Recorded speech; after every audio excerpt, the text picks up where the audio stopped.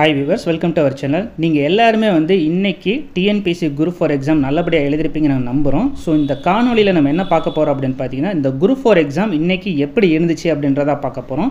So first பார்த்தீங்கன்னா மொத்தம் 6244 வேகன்சிஸ்க்கு apply பண்ணவங்க 20 லட்சம் மெம்பர். அதில் பார்த்தீங்கன்னா 8 லட்சம் அப்ராக்சிமேட்டாக 8 லட்சம் பேர் ஆண்கள், 12 லட்சம் பெண்கள். ஸோ இதில் பெண்கள் தான் அதிகமாக அப்ளை பண்ணியிருக்காங்க. ஸோ இன்றைக்கி நடந்த எக்ஸாம் பார்த்தீங்க அப்படின்னா கிட்டத்தட்ட எல்லாரும் சொல்லக்கூடியது மிக மிக சுலபமாக தான் இருந்துச்சு அப்படின்ற மாதிரி சொல்லியிருக்காங்க. அதில் பார்த்திங்கன்னா பர்டிகுலராக தமிழோ ஜென்ரல் ஸ்டடீஸோ ரொம்ப ரொம்ப சிம்பிளாக தான் இருந்துச்சு.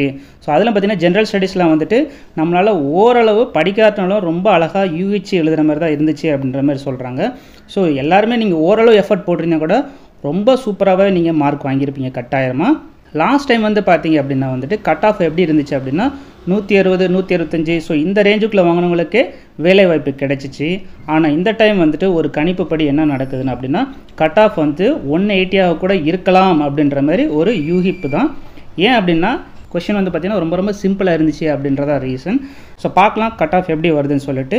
நீங்கள் எவ்வளோ கட் ஆஃப் எடுக்கிறீங்க அப்படின்றத மறக்காமல் நம்ம கமெண்ட் பாக்ஸில் மென்ஷன் பண்ணுங்கள். ஸோ நெக்ஸ்ட் வீடியோவில் பார்த்தீங்கன்னா டெஃபினட்டாக நம்ம இந்த டிஎன்பிஎஸ்சி குரூப் 4 எக்ஸாமுக்கு எல்லா ஆன்சருக்கையும் நம்ம அப்லோட் பண்ணுவோம். ஸோ மறக்காமல் நம்ம சேனலை சப்ஸ்கிரைப் பண்ணி வச்சுக்கோங்க. ஸோ நெக்ஸ்ட் வீடியோவில் ஆன்சருக்கையோட மீட் பண்ணுவோம். தேங்க்யூ.